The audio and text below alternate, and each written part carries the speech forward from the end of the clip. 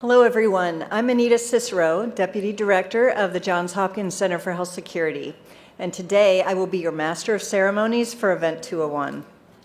On behalf of our center and our partners, the World Economic Forum and the Bill and Melinda Gates Foundation, I'd like to extend a very warm welcome to our audience here in New York, as well as our larger virtual audience participating online today. The goal of the Event 201 exercise is to illustrate the potential consequences of a pandemic and the kinds of societal and economic challenges it would pose.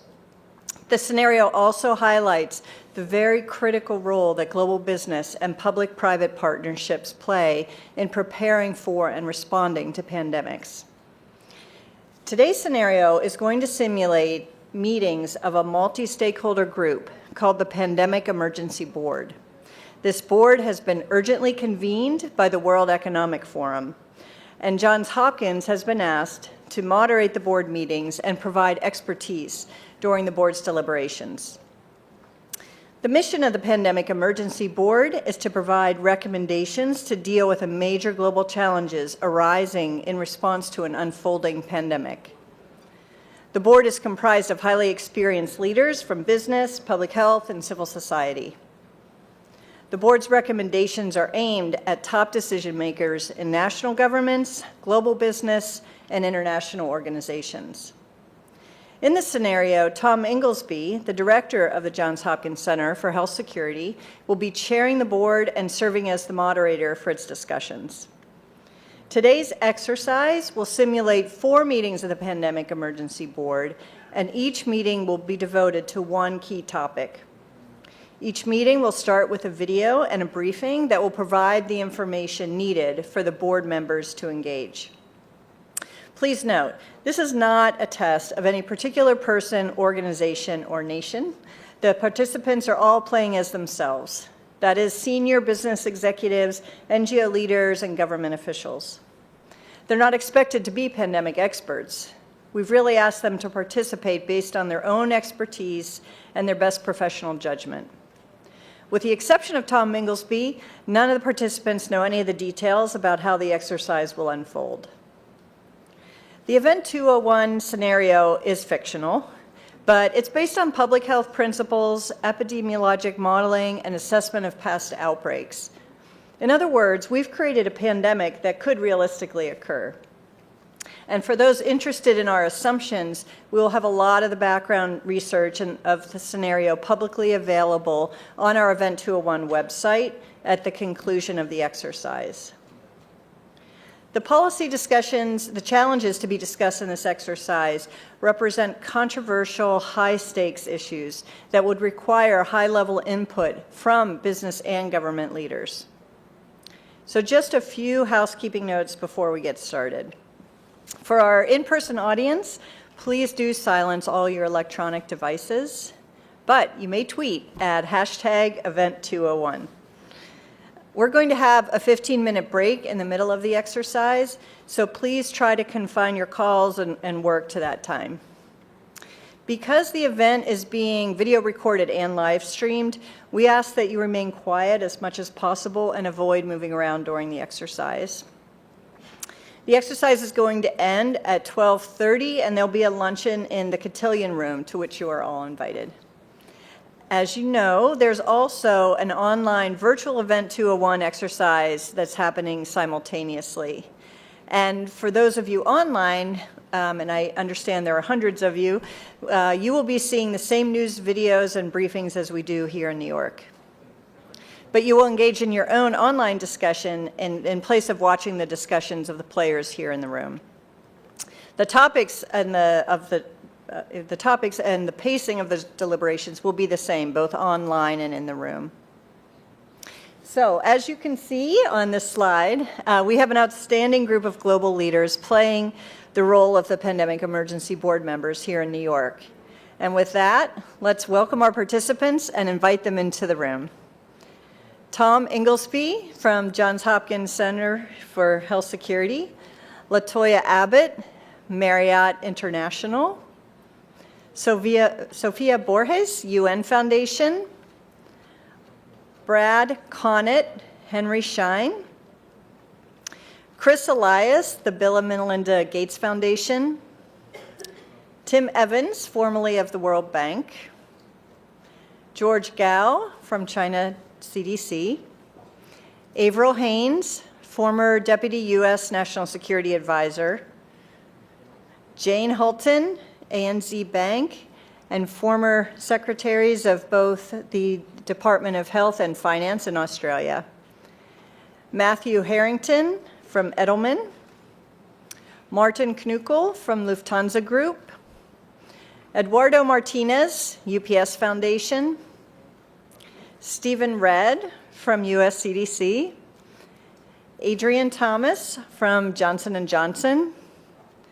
And Hasti Taggi from NBC Universal Media. And Lavin Theroux from the Monetary Authority of Singapore. Welcome. And before we begin the exercise, I also want to introduce Ryan Morehard, who's lead of the Global Health Security Group at the World Economic Forum, and he will say a few words. Ryan.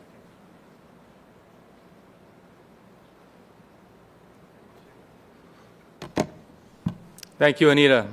And good morning and welcome again on behalf of the Center for Health Security, the Bill and Melinda Gates Foundation, and the World Economic Forum. Welcome to Event 201. 201. Throughout our session today, I hope that number will represent two dimensions of our work to strengthen global health security. First, today, there are 200 epidemic events every year, and it hasn't always been this way. The number is increasing, driven by globalization, climate change, urbanization, deforestation, and other trends of our modern world. In other words, we're in a new era of epidemic risk. And the second dimension is that one of these days, one of these epidemic events will be a pandemic, a fast-moving pandemic. And mitigating risk and impact of that pandemic will require an all-hands-on-deck approach. And we know from past responses that public-private cooperation will be essential. We also know from these responses that there are some bright spots when it comes to public-private cooperation, but some real critical challenges remain. But there's every reason for us to work together to address these challenges. For one, it turns out that at $570 billion annualized, the annualized risk posed by pandemics is on par and rivals with climate change, which means that the pandemic risk to lives and livelihoods is at a level that governments and the world's biggest businesses can no longer afford to ignore. And we are counting on this conversation today to inform our work together to improve our collective preparedness and to protect lives and livelihoods from pandemics. And to provide further context, I'm very pleased to introduce a short video now from Dr. Mike Ryan, the Executive Director at WHO and the head of WHO's emergency program. So with that, we'll turn to a video.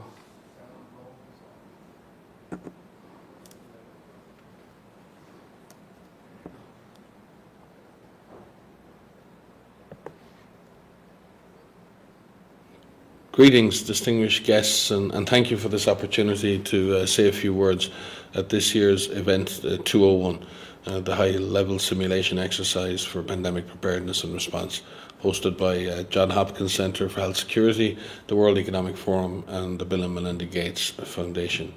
Unfortunately, I was not able to join you today. I'm involved in the IHR Emergency Committee for Ebola, but I had hoped to be in the room with you, because the issues you will be dealing with over the next hours may be tabletop exercises today, but they address real and critical threats which we at WHO take very seriously. Without a question, epidemic risk has become a global strategic concern. I don't think we've ever been in a situation where we have had to respond to so many health emergencies at once. This is a new normal. I don't expect the frequency of these epidemics to reduce, and in fact, vulnerabilities all over the world, developed and developing countries, have increased, not decreased, driven by many, many factors, mainly through human behaviour, economic development, population density, and many others. The scenario you will be presented with this morning could easily become a shared reality one day. I fully expect that we will be confronted by a fast-moving, highly lethal pandemic of a respiratory pathogen. The question is, are we prepared to globally respond to the next major pandemic event? Are we ready to cooperate and perform across countries and across sectors to face such a threat?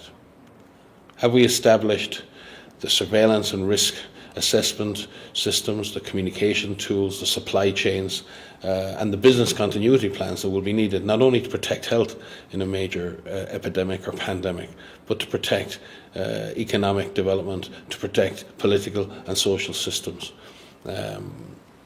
Do we collectively drive innovation enough to face the evolving global threats which we are anticipating? The nature of pandemics is that many countries will be affected at the same time. This is particularly true with the respiratory pathogen, as they are often transmitted by asymptomatic persons. They spread fast. In 2009, the pandemic virus reached all continents in less than 9 weeks. WHO's priorities are to establish a minimum capacity to detect and respond in each country around the world, to develop global strategies for the containment and control of individual disease threats, and develop global mechanisms to ensure cross-sectoral and multinational, multilateral coordination. Innovation and partnership across all sectors are needed, including joint strategies between global health leaders and the drivers of travel, communication, data technology industries. WHO is working at all levels through a variety of partnerships to strengthen national and regional preparedness, such as GORN, the Global Outbreak Alert and Response Network. Through the PIP framework, adopted by WHO member states in 2011, WHO has secured 400 million vaccine doses for influenza, 10 million antiviral treatments, and 250,000 diagnostic kits for the next pandemic. We have completed external evaluations of surveillance and response systems in over 100 countries and carried out more than 50 simulation exercises at country level, looking for vulnerabilities and weaknesses in national systems. This voluntary, collaborative, multi-sectoral process helps countries to assess their capacities and identifies the most critical gaps within their health systems in order to prioritise opportunities for enhanced preparedness and response. The Pandemic Supply Chain Network, part of the Epidemic Readiness Accelerator, which is a project of the World Economic Forum in partnership with many, including WHO. It's a public-private collaboration to develop a globally connected supply chain that can support health emergency operations during a pandemic. Stakeholders consist of product manufacturers to logistics providers, distributors and UN partners, including ourselves. Michael Griffin is WHO's focal point for the Pandemic Supply Chain Network, and he's there with you this week. Constant innovation and the use of cutting-edge technology is key to pandemic preparedness. In order to pool data and analytics at a global scale for disease prevention, the EpiBrain initiative, a global data ecosystem, aims to build a collaboration of big data networks to understand and predict epidemics. It supports data science, innovation for outbreak preparedness and response.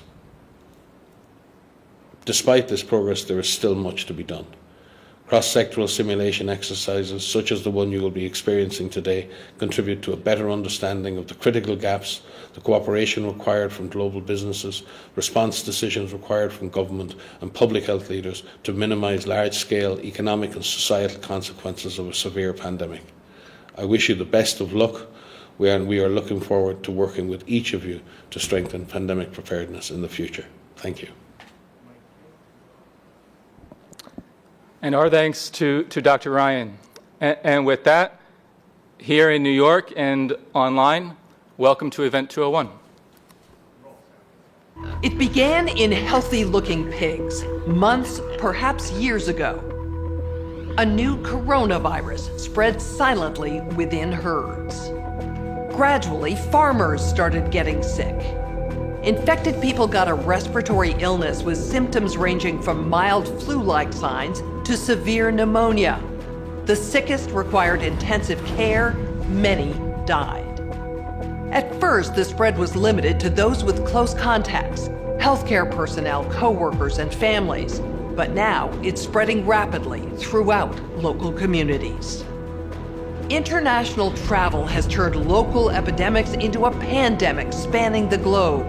Just 3 months ago, CAPS started in South America, but has now reached several countries with more than 30,000 cases and nearly 2,000 deaths. Good morning, and thank you all for being part of this Pandemic Emergency Board. We're at the start of what's looking like it will be a severe pandemic. And there are problems emerging that can only be solved by global business and governments working together. The global community has been working to respond to this pandemic since its recognition, but as health and economic impacts have become more severe, the World Economic Forum has convened this board because of your combined expertise, your backgrounds, and your global voice. We will need all of you to help us respond to urgent policy crises that are emerging. The purpose of this board is to advise leaders in national governments, global business, and international organizations on the response to the pandemic, particularly focused on international problems that require collaboration between business and government. Your recommendations will be critical and will be promulgated and communicated broadly at the end of this meeting. On the left screen, as we have this meeting, you will find a dashboard of information about the pandemic that will help us in our conversations. As important background for this discussion, we want to start the meeting by viewing this news story that just aired on Global News Network.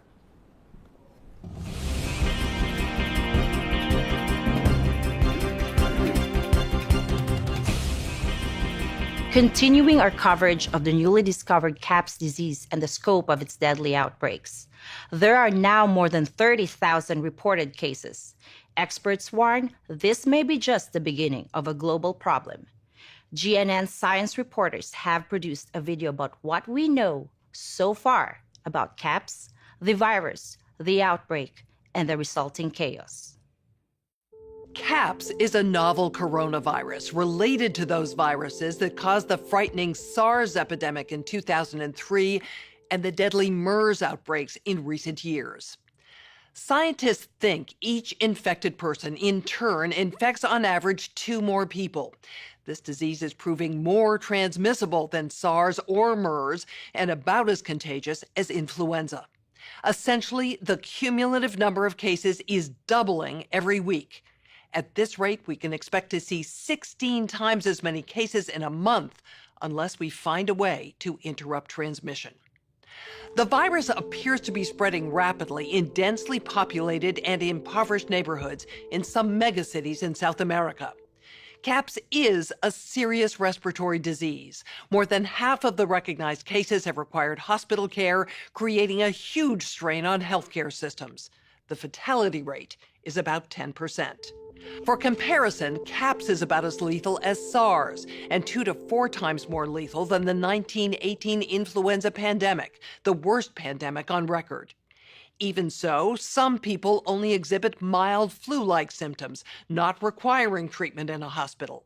Alarmingly, those people are able to walk around and spread the virus, not realizing they are doing so.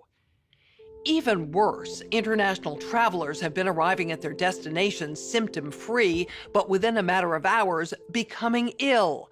Travel-related cases have blossomed into outbreaks in a number of locations and have quickly grown faster than health authorities could respond and contain them.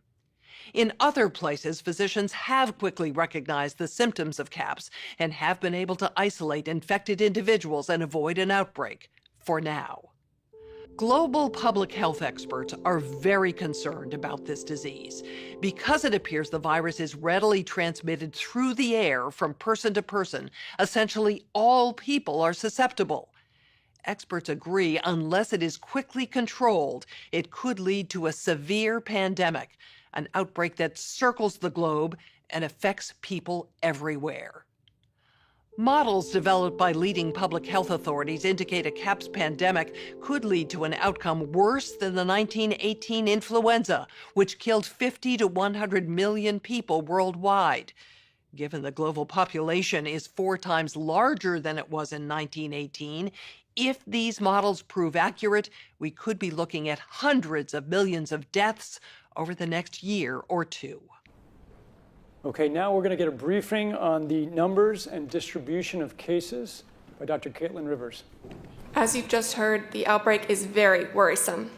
The vast majority of cases are occurring in Brazil and other South American countries. However, as you can see on the screen, there have been some spread to Portugal, the continental United States, and mainland China. Our models project that with continued spread in Latin America and predicted spread to additional countries, we could be looking at double the number of cases in 1 week and 16 times as many in a month if we are not able to stop the spread. That would be on the order of 500,000 cases, and it would continue to rise exponentially. In 3 months, we could be approaching 10 million cases. We are also tracking financial markets as an indicator of the economic impacts of CAPS. While markets are down worldwide in the past couple of weeks, they are still positive for the year. Thank you, Dr. Rivers. The first emerging policy crisis for which we need this board's recommendations regards global allocation and distribution of medical countermeasures. And by medical countermeasures, we mean vaccines, drugs, and diagnostics and other medical supplies to help us combat the CAPS pandemic. I know we would all agree that if we had a vaccine in hand for CAPS, it'd be a game changer. But leading vaccine experts say a vaccine in the near term is highly unlikely. But there is an antiviral that does look like it will work. And to understand that better, we're going to watch one more clip here.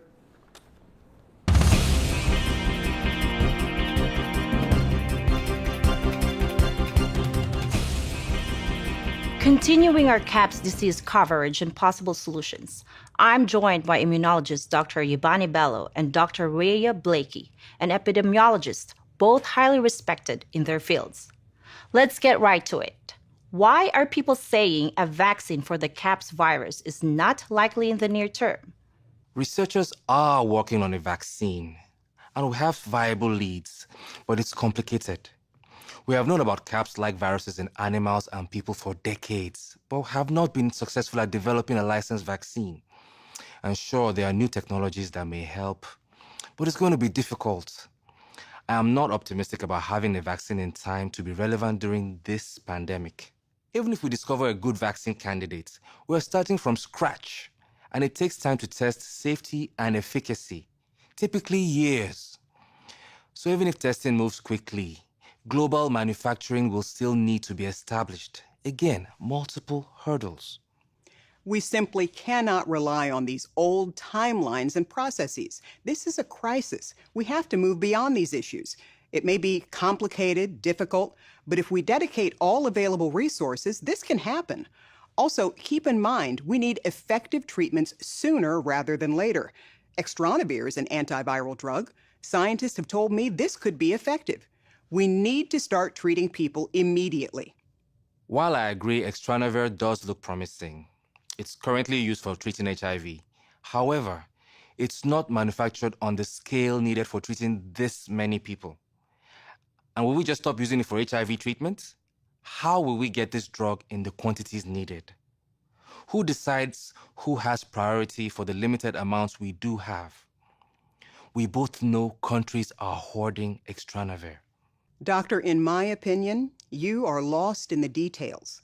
With enough money and political will, anything is possible. Let's get going on this now. Thank you both for this extremely important discussion. Our U.S. affiliate has just released polling results on public expectations for a vaccine. A majority of Americans expect a vaccine to be available within 2 months, and 65% of those polled are eager to take the vaccine, even if it's experimental. In related news, a significant demand for personal protective equipment like N95 masks and gloves are on the rise due to the pandemic. However, globally, hospitals are running low. Additionally, other critical medical supplies such as saline and antibiotics are dwindling. Countries and companies are reportedly stockpiling supplies, disrupting healthcare supply chains, causing dangerous shortages in many parts of the world. And finally, for the latest information on what we know about vaccines and this antiviral, here's medical countermeasure expert Matt Watson. As we've just heard, there is no existing vaccine that appears effective against the newly discovered CAPS virus. Governments, scientists, and companies around the world have become working intensively to develop one, but it's highly unlikely that a vaccine could be developed, tested, manufactured, and distributed in less than a year, and it's likely to take much longer.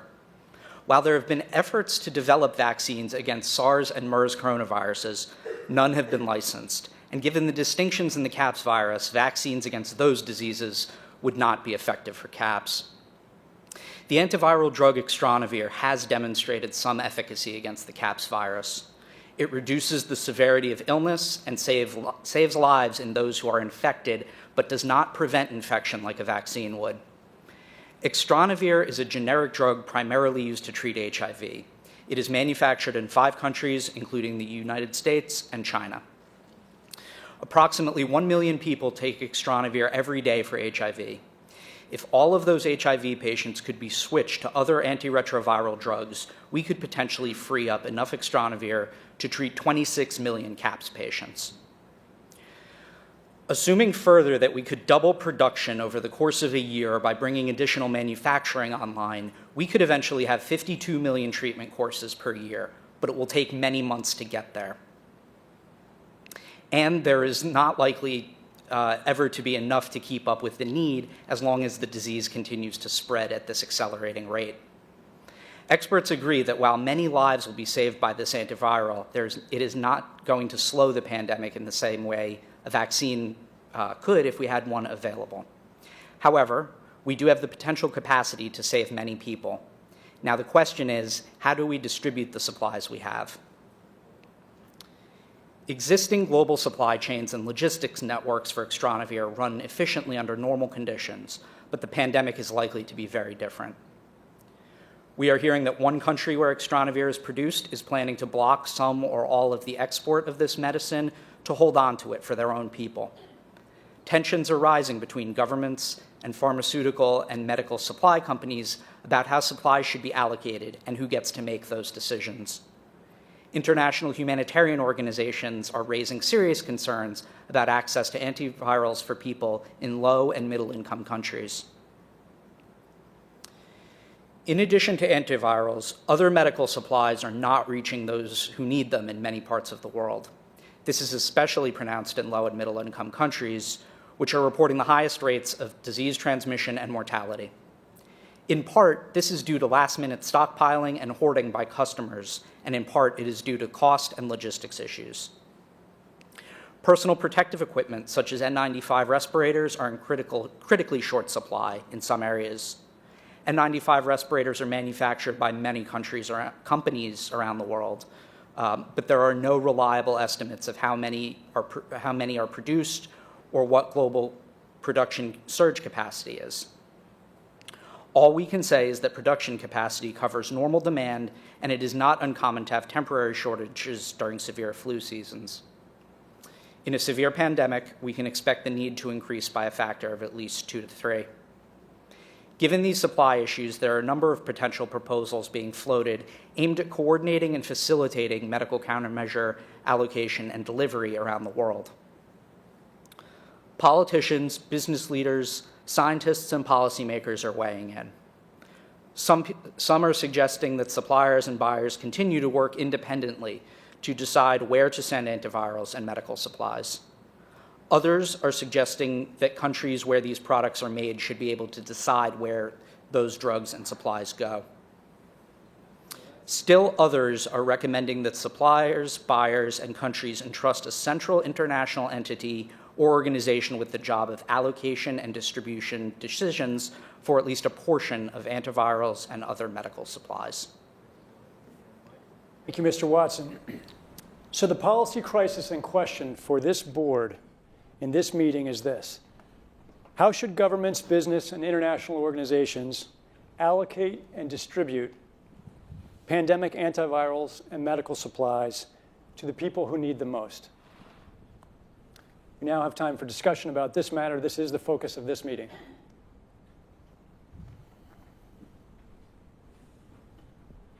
Any reactions? We have too few antivirals for the needs that we have, and we're projecting to have increasing needs. So should we let normal suppliers and buyers manage the distribution and allocation of this medication? Should government step in? If so, with what rules? Steve? Yeah, let me start by saying it is fantastic how much has been learned about this disease in just the short period of time since its discovery.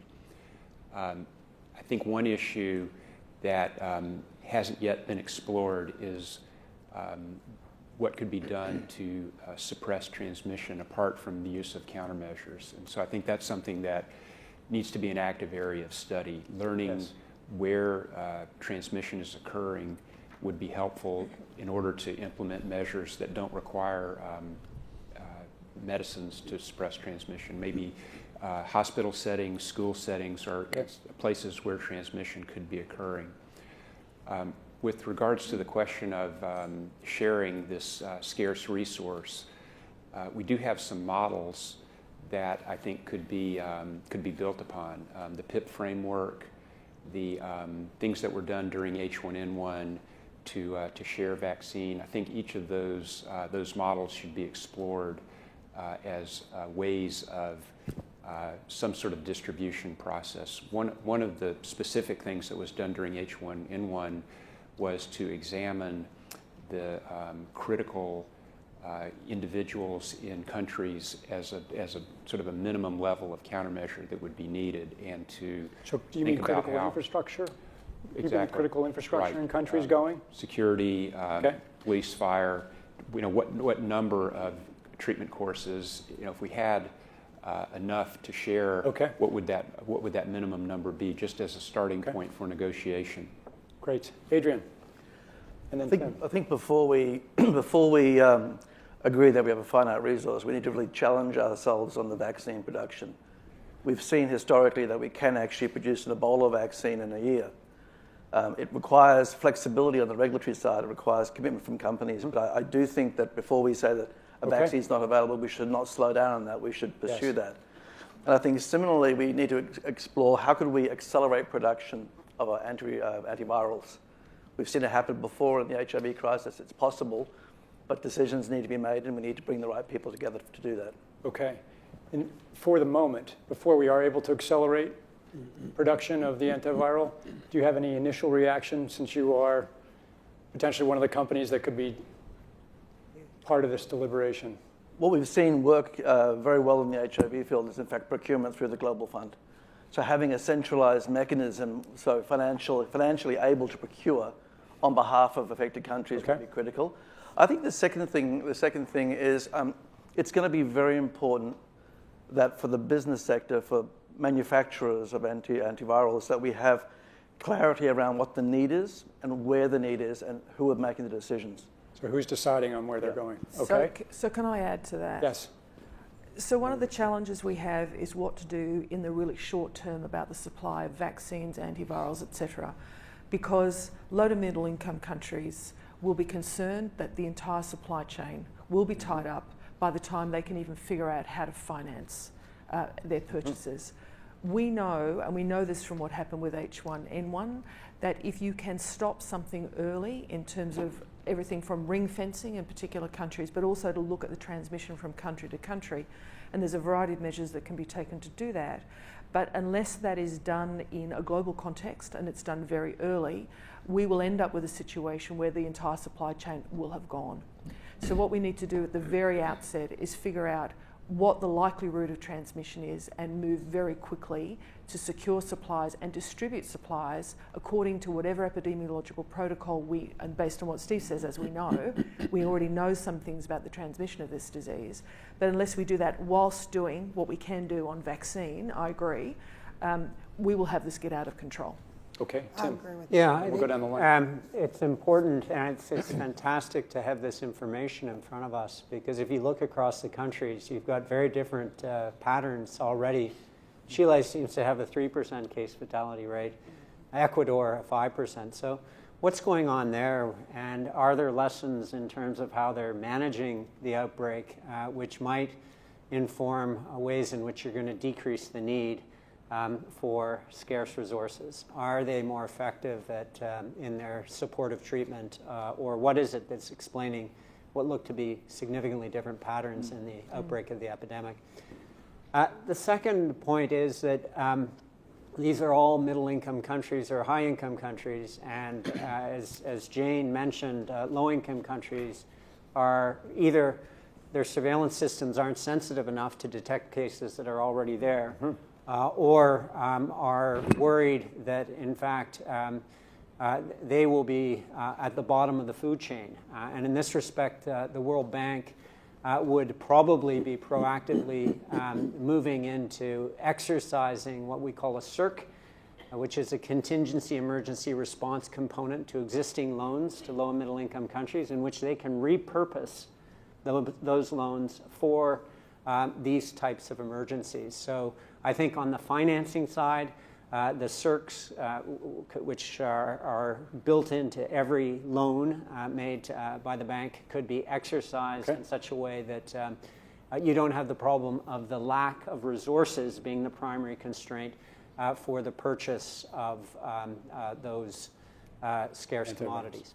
Okay, Latoya? I agree, because financially, that's one of the things we'll have to look at. We have to have the financial means to start production, mass production, and getting companies on board. It's about buy-in and having an understanding of where we're moving forward with this disease process, how quickly and rapidly it's proliferating, and also utilizing the materials that we do know, like the protective equipment that we already have.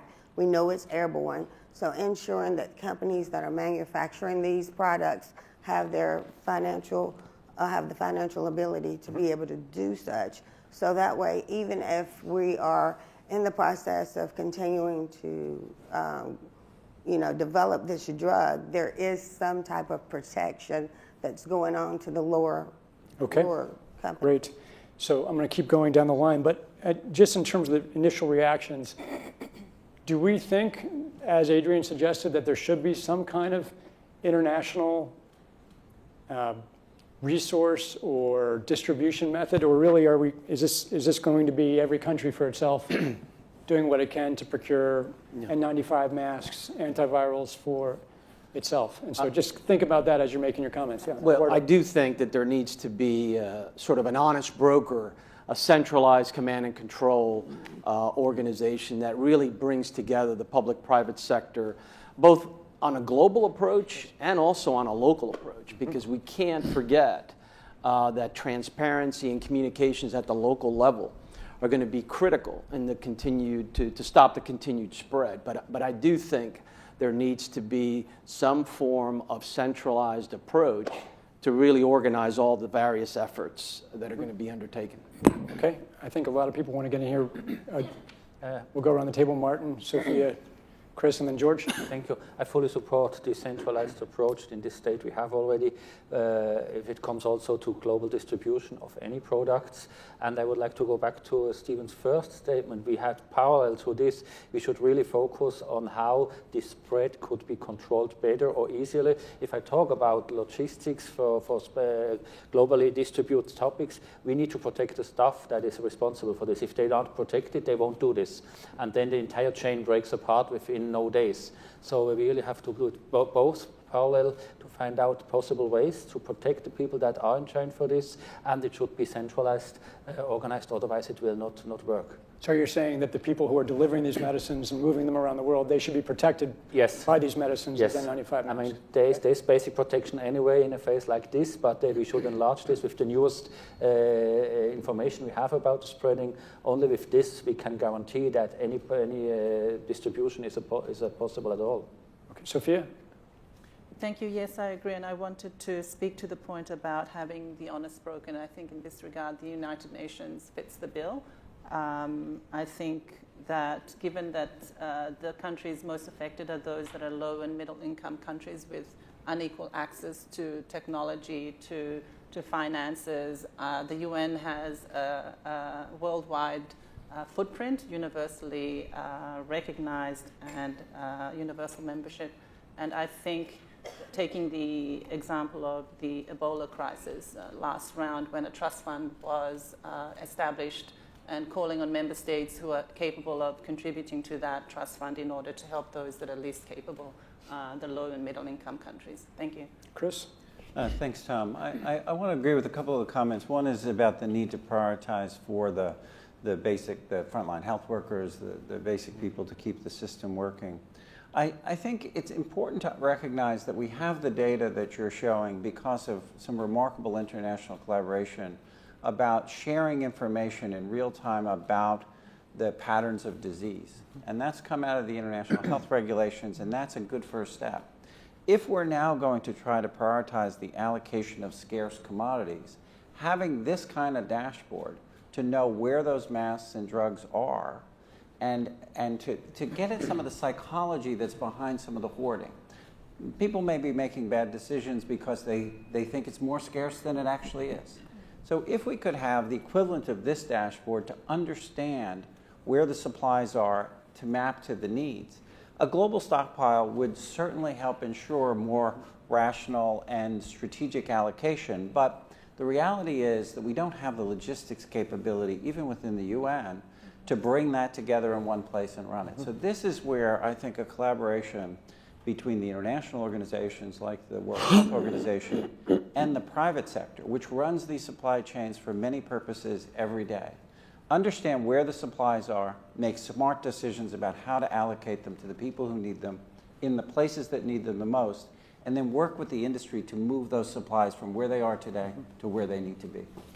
On your point of transparency and data about where supplies are, where medicines are, where N95 masks are, we couldn't agree more. We've been unable to find that data, so I think it's an important need that you just surfaced. George? Yes, I would support for the proposal, centralized, coordinated effort, not just nationally, also internationally. At such a situation, that's very, very, very important. And when you read all this about the epi data, R0 is 2.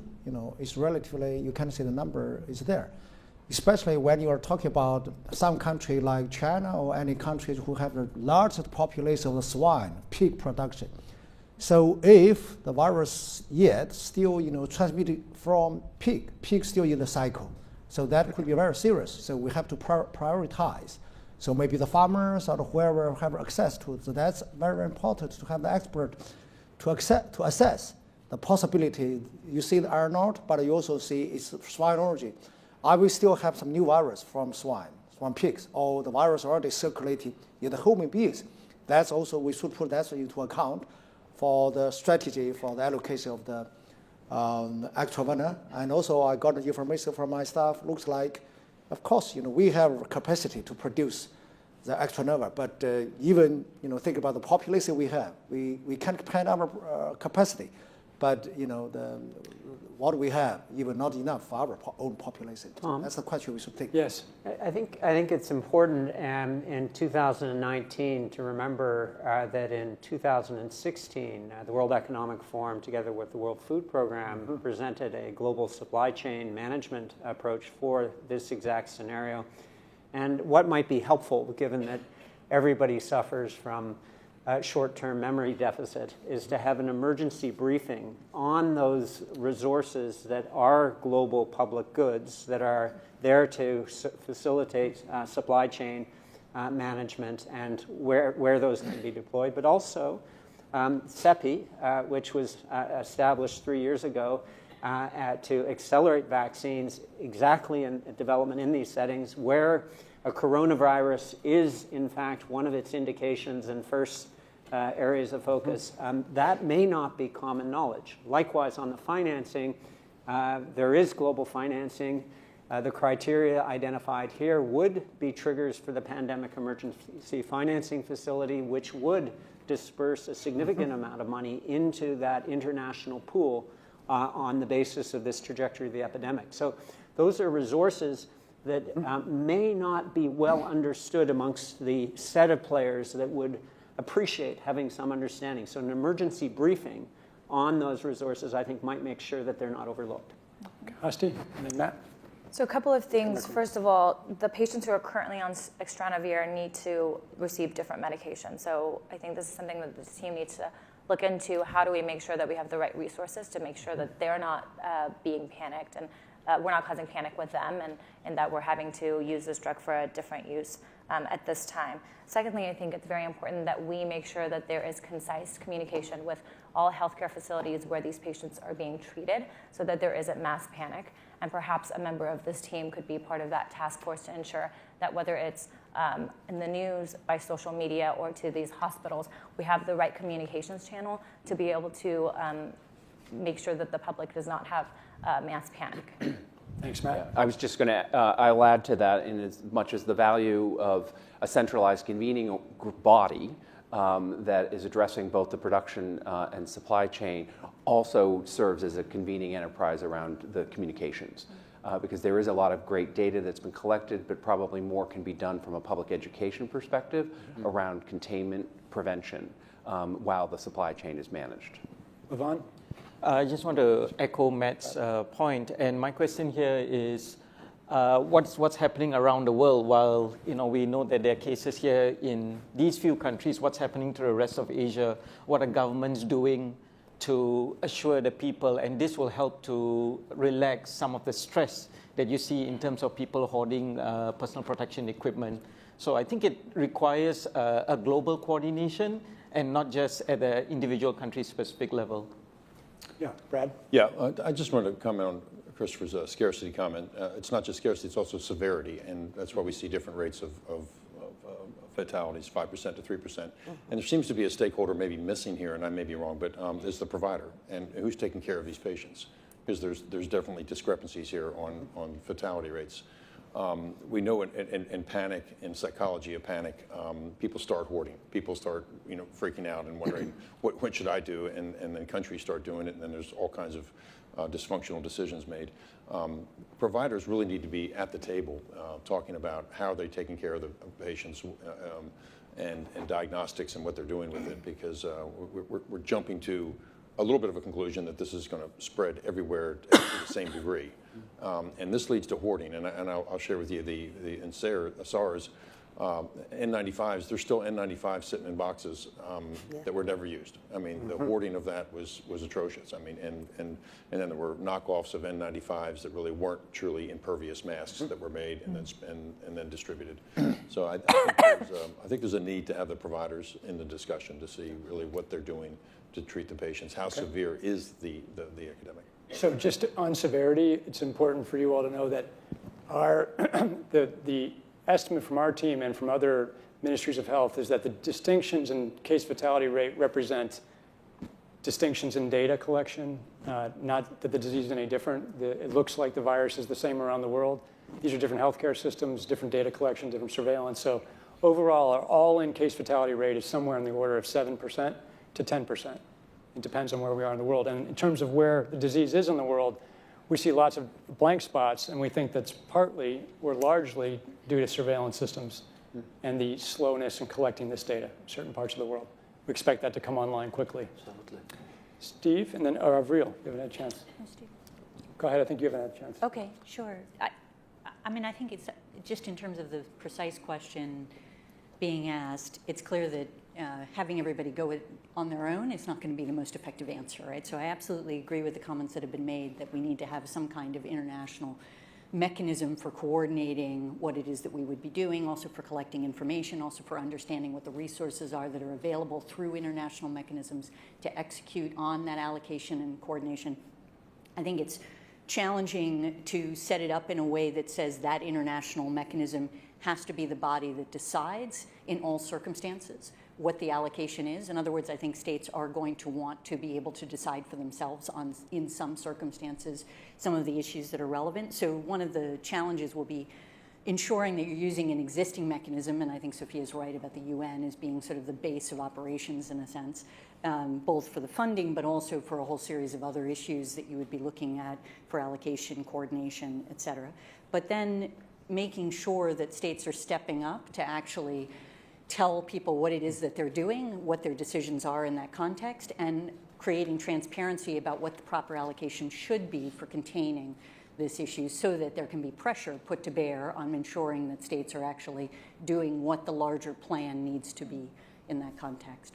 Can I ask a follow-up question? If there is a centralized stockpile developed, either at the WHO or perhaps somewhere else in the UN system, if you were going to suggest that, or some other entity, how much can you imagine states contributing of the supplies that are being made in their own countries?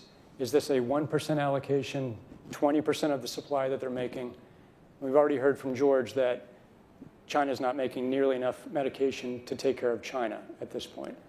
So what is the desired end state here? Can you, from a state security perspective, if someone who's worked at the top of government, what do you imagine states who have this medication doing?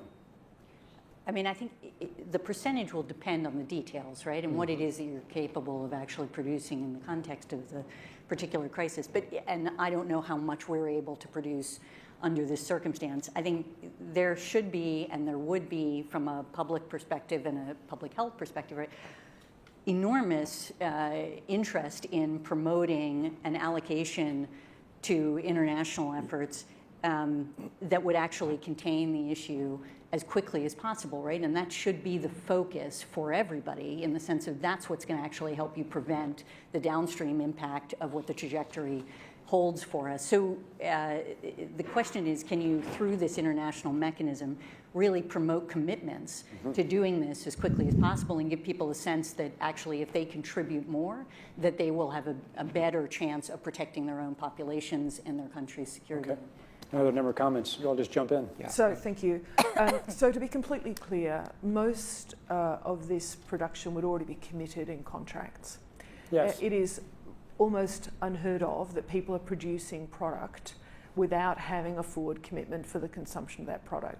So the first thing that needs to be done, because this is not something that the countries currently control, unless countries are going to bring about emergency situations and co-opt an existing supply chain.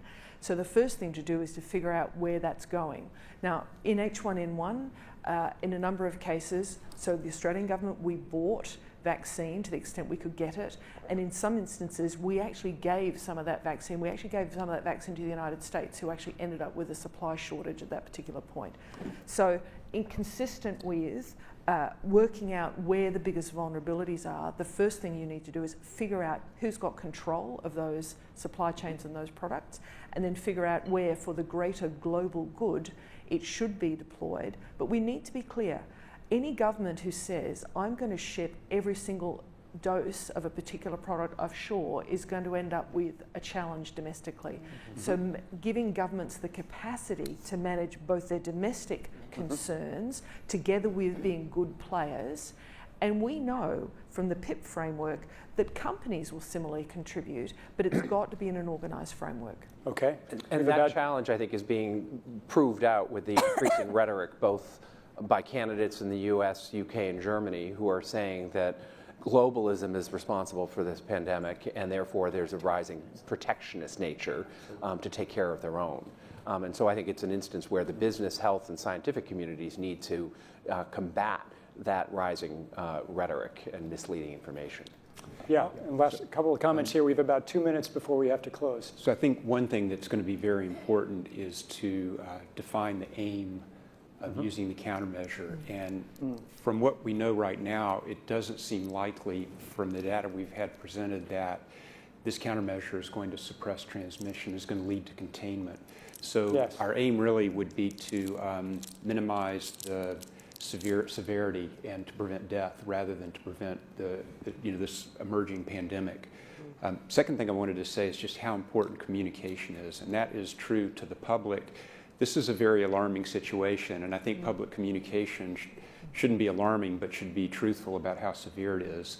I think also internally, as negotiations are going on to share countermeasures, I think it's not likely, I agree, that countries are not going to buy a countermeasure to put into a global supply without retaining a large portion of it for themselves. The last thing I'd say is this is a very dynamic situation. Countries will be negotiating with manufacturers, and I think that's got to be figured into whatever agreement is reached. And whatever that sharing agreement is, it won't be perfect, and I think it's just got to be done quickly so that sharing can actually take place rather than trying to get something that's exactly the way everyone wants it. And do you think that governments are going to need to break contracts? have companies break contracts in order to redirect antivirals? I think that would work best for the countries to make the decisions with the countermeasures that they purchased. Okay. I think that's a very, we're not talking about one supply chain, but we're multiple supply chains here. And I think, before we start talking about companies withdrawing antiretrovirals from patients with HIV who have a disease, we need to really understand how those ARVs will be used in patients who may or may not have a disease. So demand forecasting will be critical. And I also want to point out, it's not just the healthcare workers. We have supply chains in middle-income countries. Often those are very resource-dense, people in small spaces producing masks. We have to think about the integrity and the health of the supply chain. Okay.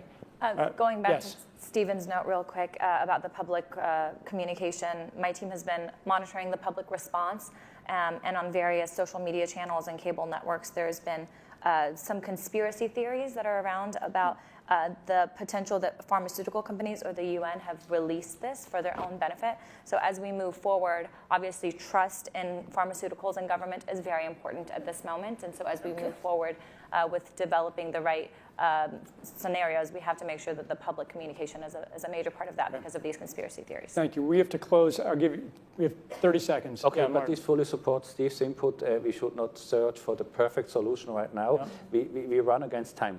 And if conspiracy theories like this come up already, so we are on the edge of hysterical reactions, and then it gets out of control. And that's the thing what should be the main driver for us now to find a solution. Okay. Okay. Thank you. We're going to bring these recommendations together and communicate them broadly at the conclusion of this meeting. Thank you all for your input. We will conclude this meeting and we'll reconvene shortly. Yes, and that does conclude the first meeting of the board.